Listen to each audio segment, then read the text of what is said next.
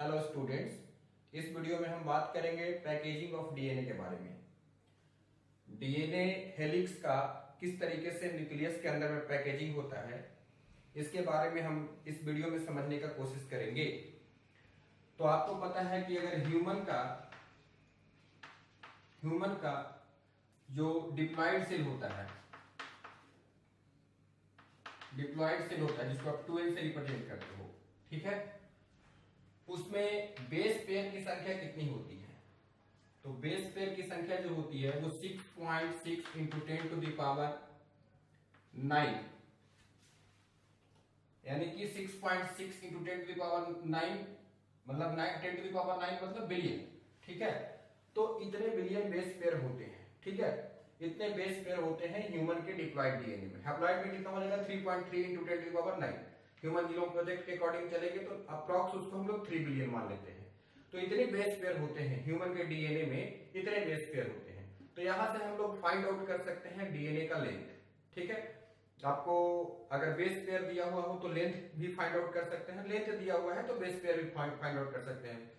इससे पहले वाले वीडियो में हमने बताया था कि लेंथ दिया था और लेंथ से हमने फाइंड आउट किया था। तो अगर हम यहाँ पे बेस पेयर जान रहे हैं तो दो बेस पेयर के बीच का दूरी क्या होता है? Distance between two base pair कितना होता है?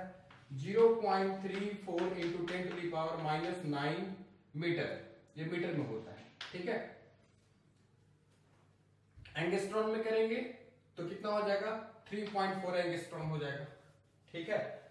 तो ये डिस्टेंस होता है। तो हमको क्या करना, लेंथ को निकालने के लिए इस वैल्यू के साथ मल्टीप्लाई करना है, ठीक है। तो लेंथ ऑफ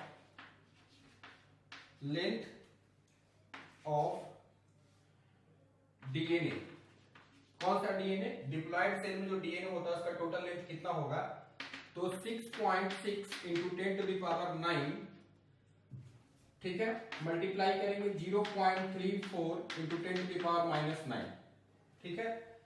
तो 9 से -9 कैंसिल हो गया, अब बचा 6.6 और 0.34। तो अगर इसको मल्टीप्लाई करेंगे तो 2.24 ऐसे अप्रॉक्स आ जाएगा। तो जो ह्यूमन का जो लेंथ होता है डीएनए का वो कितना होता है? 2.24 मीटर होता है। तो 2.2 मीटर होता है, डायरेक्ट आप याद रखिएगा। ये ह्यूमन का डीएनए का लेंथ हो गया। इस वैल्यू को इस वैल्यू के साथ मल्टीप्लाई करिए, ये आ जाएगा आंसर, ठीक है। तो इतना लंबा डीएनए है। अगर आप न्यूक्लियस का साइज देखिएगा तो न्यूक्लियस का साइज जो अप्रोक्सीमेटली होता है, अगर हम न्यूक्लियस का डायमेंशन देखें तो न्यूक्लियस का डायमेंशन कितना होता है? तो अप्रोक्स जो है वो 10 टू द पावर -6 मीटर। अब 10 टू द पावर -6 मीटर हो गया, यानी कि माइक्रोन में साइज चला गया ये।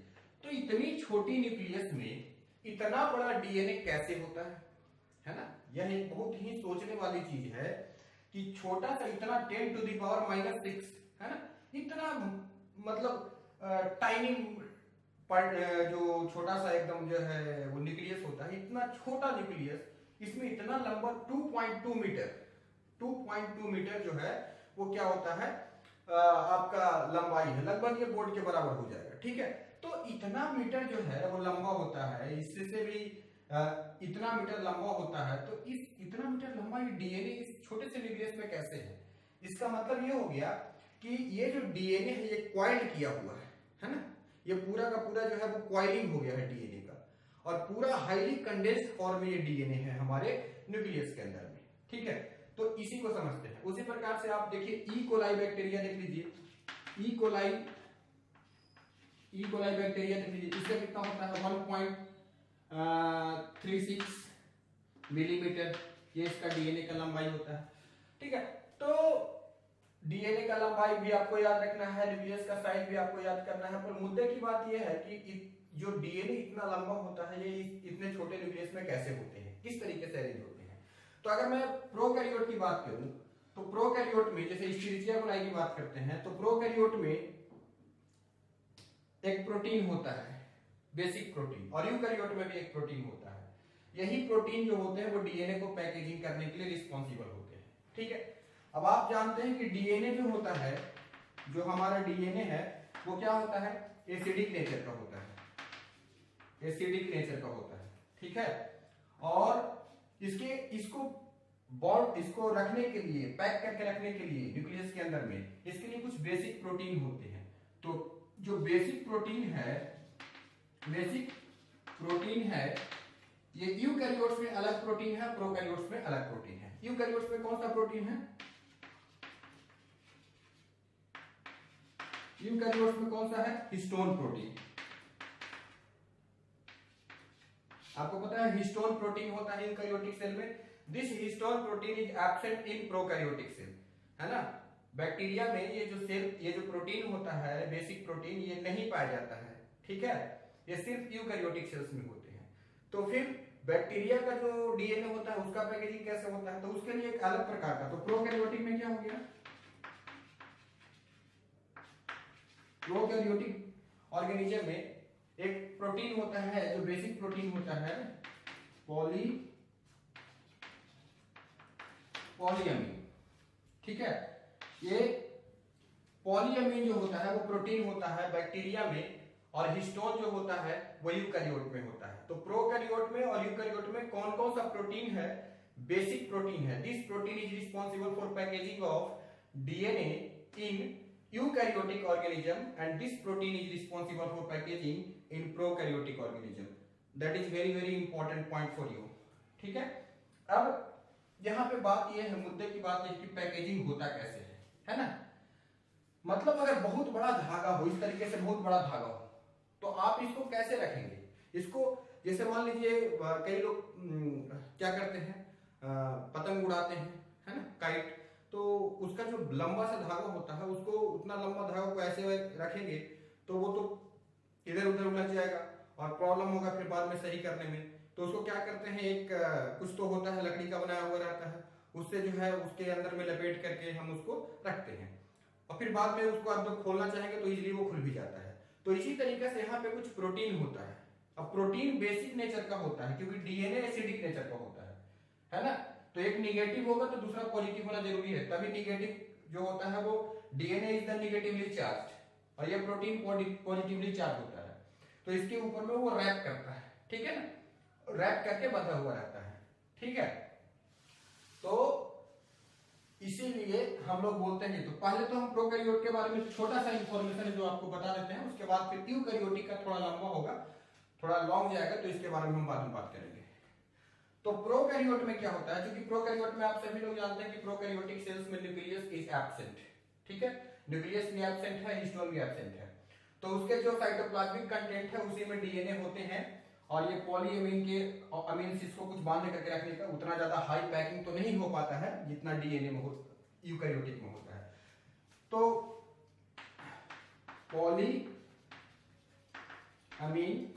प्लस डीएनए, ठीक है, और थोड़ा आरएनए भी होता है, आरएनए भी इन्वॉल्व होता है, ठीक है। तो ये इन्वॉल्व होकर के इस तरीके से डीएनए को बांध करके रखते हैं, ठीक है। और इस पूरे स्ट्रक्चर को कहा जाता है जीनोफोर। क्या कहा जाता है, जीनोफोर, ठीक है। तो जीनोफोर अगर कोई पूछेगा तो क्या हो सकता है इसका आंसर, है ना, पॉलीअमीन्स प्लस डीएनए। अगर ऑप्शन में आरएनए है तो आरएनए भी लगाएंगे, ठीक है। तो ये तो एक जीनोफोर क्या होता है, वो उसका न्यूक्लियाइड है, जो डीएनए है वो पॉलीअमीन के साथ पैक्ड है, तो उसको बोलते हैं। अब हम बात करते हैं यूकैरियोटिक। ये सिलेबस में हमारा मेंशन किया गया है, तो इस पे जरा ज्यादा फोकस करना है। तो इस यूकैरियोटिक के बारे में बात करने के लिए हम बात करने से पहले हम आपको बताना चाहते हैं हिस्टोन के बारे में थोड़ा बेसिक इंफॉर्मेशन। हिस्टोन एक बेसिक प्रोटीन है और इसके बारे में बेसिक इंफॉर्मेशन हम बताना चाहते हैं।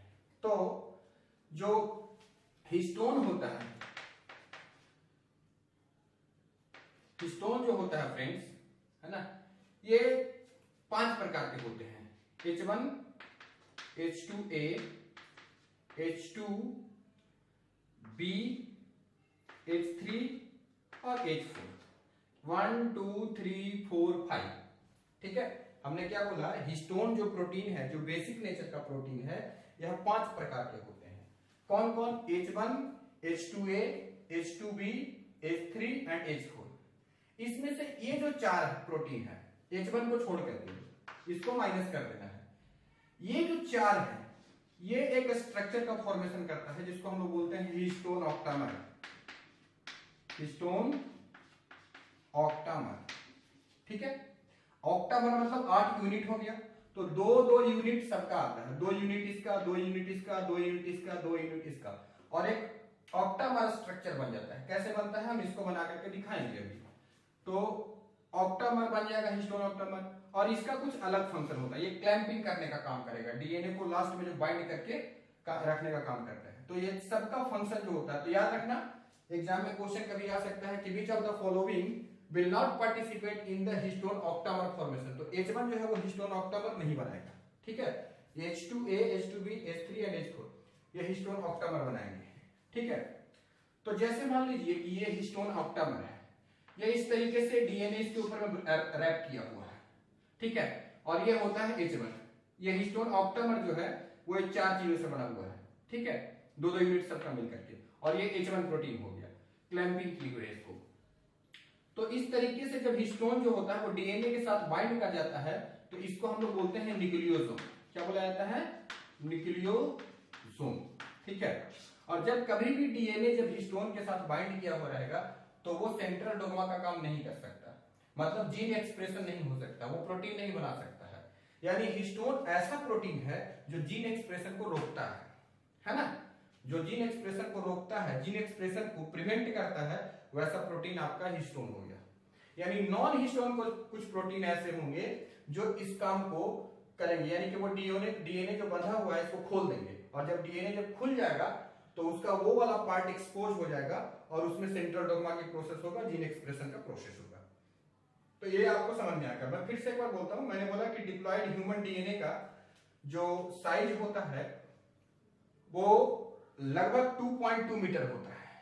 कैसे लाया हमने 2.2 मीटर, ये वैल्यू आपको पता है। इसकी साइज जो है, डायमेंशन जो है इसका, वो in the form of diameter 10⁻⁻6 metre है। तो इतनी छोटी सी न्यूक्लियस में इतना बड़ा लंबा डीएनए को पैकेज करना बहुत ही मुश्किल काम है। इसलिए यहाँ पे कुछ प्रोटीन होते हैं, उस प्रोटीन का नाम होता है हिस्टोन प्रोटीन। यह बेसिक प्रोटीन है जो डीएनए को पैकिंग करने का काम करता है, डीएनए को न्यूक्लियस के अंदर में कॉइल करके बांध करके रखने का काम करता है, ठीक है। प्रोकैरियोटिक में जो बेसिक प्रोटीन होता है उसका नाम होता है पॉलीएमिन्स, जो डीएनए के साथ बाइंड कर लेगा और जीनोफोर का फॉर्मेशन करेगा, ठीक है। हिस्टोन जो होते हैं इसके 5 यूनिट होते हैं, जिसमें से H1 जो है वो पार्टिसिपेट नहीं करता है हिस्टोन ऑक्टामर बनाने में, बाकी ये चारों हिस्टोन ऑक्टामर बनाने में पार्टिसिपेट करेंगे। ये आपका हिस्टोन न्यूक्लियोसोम रहा, जिसमें कि हिस्टोन जो होता है वो हिस्टोन ऑक्टामर के साथ बाइंड किए हुए हैं, न्यूक्लियोसोम होता है। न्यूक्लियोसोम और भी कंडेंस हो जाएगा तो सोलेनॉइड का फॉर्मेशन करेगा, फिर क्रोमैटिन बनेगा, फिर क्रोमोसोम बनेगा, इस तरीके से आगे पैकिंग होगी, ठीक है। हिस्टोन जो होता है वो जीन एक्सप्रेशन को रोकता है, और जो नॉन हिस्टोन प्रोटीन होता है वो जीन एक्सप्रेशन को प्रमोट करेगा। तो इतनी बात आपको मेरे ख्याल से क्लियर हो चुका है, इतना आपको कॉन्सेप्ट क्लियर हो चुका है। अब हम आगे देखते हैं इसमें कि आगे का जो हम देखेंगे इसमें कि अब ये हिस्टोन जो होता है वो कैसे पैक होता है ना, किस तरीके से पैक होता है हिस्टोन ऑक्टामर का। पहले तो मैं हिस्टोन ऑक्टामर बना करके दिखाता हूँ कैसे बना हिस्टोन ऑक्टामर, उसके बाद फिर मैं पैकिंग करता हूँ, सोलेनॉइड बनाता हूँ उसकी सुपर कॉइलिंग करके, फिर उसके बाद फिर हम उसको आगे की तरफ प्रोसीड करेंगे। तो देखिए आगे क्या होता है इसमें।